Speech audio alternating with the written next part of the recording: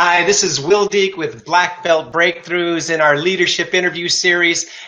Welcome to our broadcast, and I apologize for all the technical difficulties today. No problem.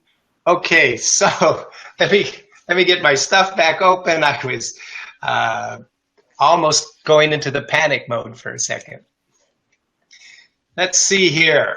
Well, first, welcome. And I want to go over your bio really quickly, and because you have a really fascinating bio, and I just found out that you were a weather person for what, 25 years? Yeah, I was a meteorologist and reporter for NBC and Fox News. Counting my entire broadcasting career, I started when I was a teenager. That's about 25 years. I started when I was really young, a young teenager. Well, you don't look like you could have been on television 25 years already. So, well, anyway, thank you. I want to go over your bio really quickly so our audience will know who you are. Now, Karen is a 6th-degree master martial artist in Tang Soo Do. She's best known in the industry for her inspirational writing. She's appeared in every major martial arts magazine in the country and the world, including 6 cover shots of her own. She's been a journalist for NBC and Fox affiliates, live broadcasts with CNN, and reporting for Fox International.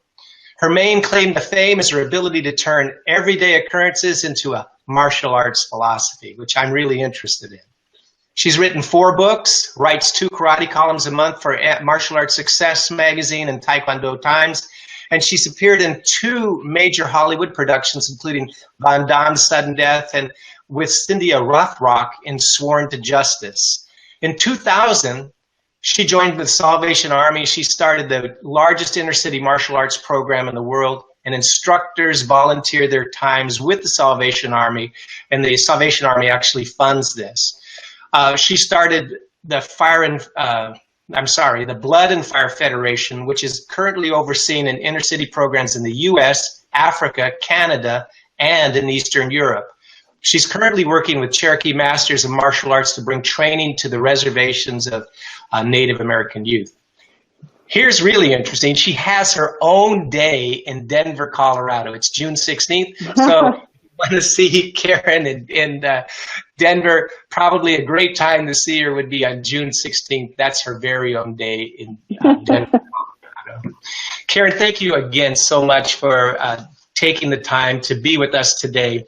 And the first thing I want to ask you, because I'm a martial artist, is how did you get involved in the martial arts? What inspired you to be involved in the martial arts?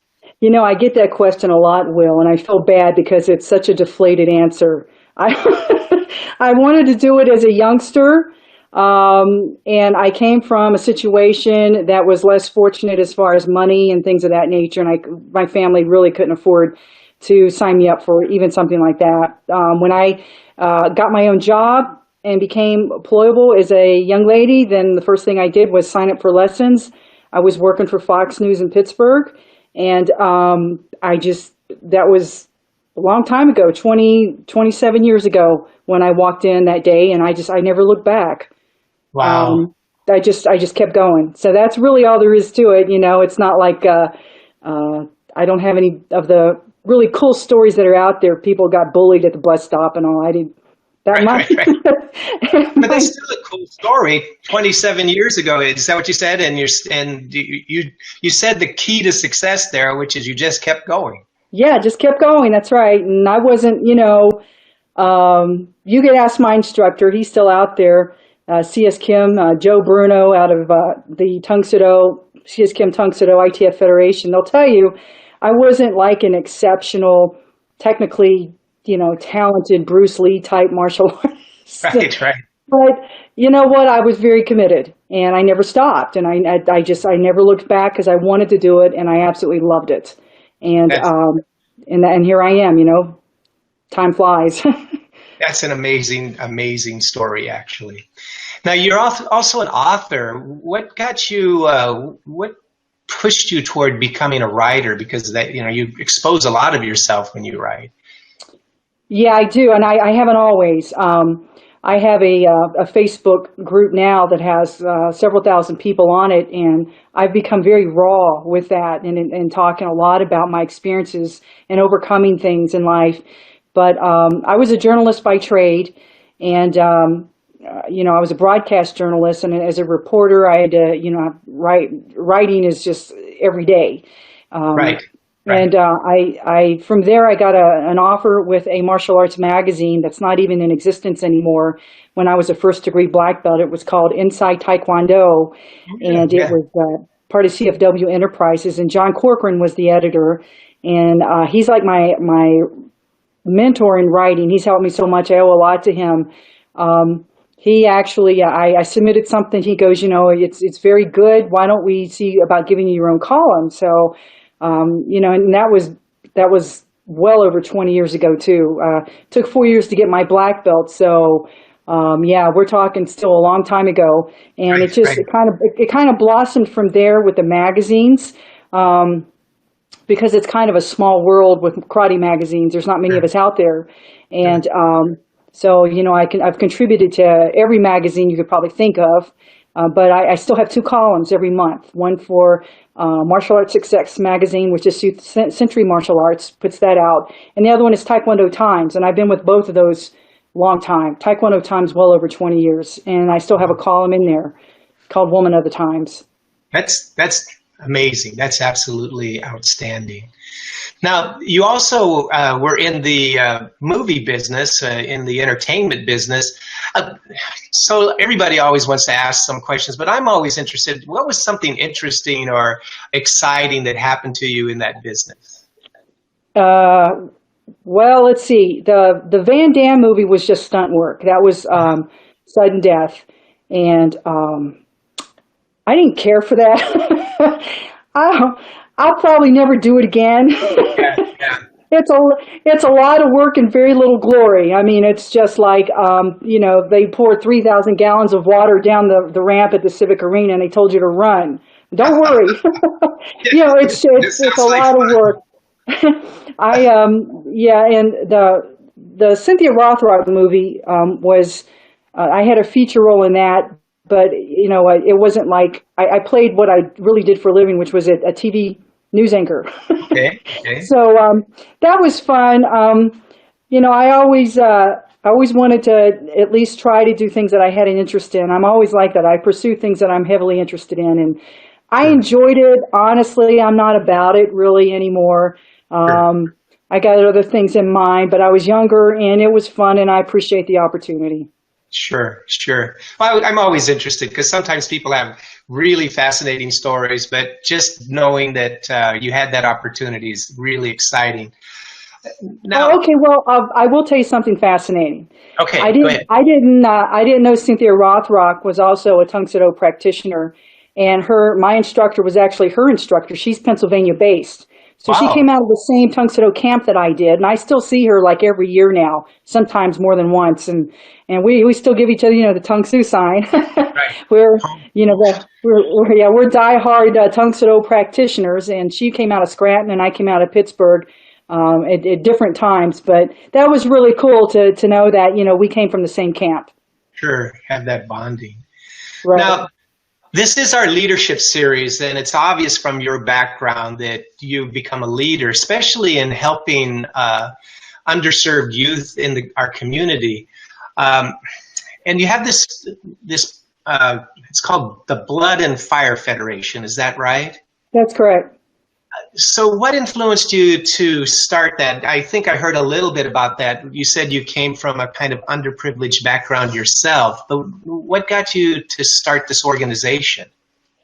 I really wanted to be able to make a difference in my community. God really blessed me. I mean, I came out of nothing, and I did really well to go all the way to major market TV when, one position I know I beat out 6,000 people for. And I just really wanted to inspire young people that come from less fortunate backgrounds to have hope and have faith. And that's why I started that program 17 years ago. I was actually working for Fox News in Denver. And I would go and I would teach that class before I went on the air, actually. And I went from the ghetto to right to the TV studios. And you know, it's just my way of giving, because I believe that you aren't not fulfilled in any way, shape, or form as a human being on this planet if you don't understand that you were created to give. You've got to find what you were wired to do while you're here, and you got to find a way to give it back. And that's why I started that program. Wow, that's a great story. And so if somebody wanted to become involved, maybe they were a martial artist and they were an instructor, they had a school, how would they become involved in your organization? You can contact me, and I'm readily available on social media outlets, Karen Eden Herdman, and let me know, hit me up and let me know you'd be interested. And that's what I do. I start programs in parts of the cities that you know, you're not going to make money in. This isn't about making money. I had a commercial school for 10 years in Pittsburgh, and it did really well. But that's not my goal now. You know, I got into TV. I didn't need the money per se to be like an instructor that charged. And this has to be something that you want to do because you just know that you want to give back to your community. And I'll hook you up. That won't be any problem. The good news about how I do it is I'm very still connected with organizations like the Salvation Army, and that organization has a worldwide contract. I mean, that's why it's so easy. I can just hook you up with your local people. But not all of them are through the Salvation Army. I have one instructor under me who teaches through the city of Denver, and others who have nothing to do with the Salvation Army around the world, and they're still doing very, very well. And the difference is it comes from a place of your heart to really want to make a difference with the next generation. And that's you know, that's a requirement. It technically is a Christian-based martial arts program. I am a Christian, and you know, as far as martial art technique, that to me is on the back burner of being a spiritual person. And I have Kung Fu practitioners, Japanese practitioners, that part doesn't even matter. So, you know, if that's something you're interested, you can certainly hit me up and I'll help you get started. Right, and that's so much to the root of what martial arts is all about. I mean, from the very beginning, martial arts has been about building character and building those types of traits inside us human beings. So that's so admirable that you're able to do something like that. And I really recommend for anybody out there that wants to do something for their community, that you're involved in the martial arts, that you do contact Karen. So one last question for you, because I don't want to take too much of your time today. I already did that with the technical difficulties. It's okay. If I was going to ask, if you were going to wanted people to know just one thing about you, what one thing would you like to share with them? I think I would like for people to know, first of all, that I am multi-nationality. I have quite a bit of Native American as well, and that's my next goal. I'm working with some other Cherokee masters to go into reservations and other tribal areas, because that is a part of the youth of this country that's very forgotten, and it got some major problems. And that's my goal now, is to help the Native American youth. And if nothing else, I just appreciate your prayers in that doors would be open and things would happen. I've never really been anybody that really fit in anything. Well, that sounded bad, but I get it. You know, and a lot of people will look at my, you know, like even when you read my resume, I'm like, what? I guess I did do all that, but you know, I don't want people to think I'm, you know, being braggy or anything, because that's not why I'm here. God has blessed me in many, many ways, but I had to rise out of a situation that was just, you know, if you studied it in psychology, they would just label you damaged goods. I mean, I'm someone who should be the world's biggest loser, and I'm not. And that's because of, you know, my spirituality, and it's also because of my martial arts training. It's a win-win combination, and that's the way that I put back in the world. And I just thank everybody for their support. Well, thank you for that, Karen. Now, I just got a couple of things before we go today. One of the things is if you know somebody kind of like Karen or somebody in a leadership position you think that would be good for this leadership interview series, please contact me. I'd love to talk to them and see if we could get them on the show. The other thing is I do have my Black Belt Mind Mastery program for those people who want to take their performance to the next level. Now, Black Belt Mind Mastery is all about, it's a powerful change system that helps you tap into your hidden potential so you can take your performance to the next level and live a life of freedom, meaning, and purpose. So if you'd like to live a life full of meaning, freedom, and purpose, just contact me.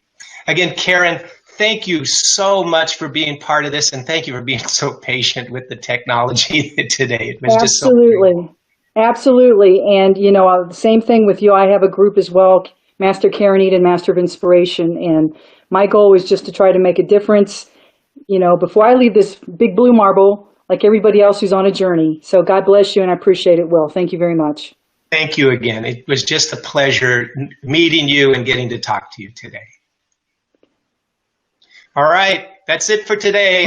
Still wishing you only success.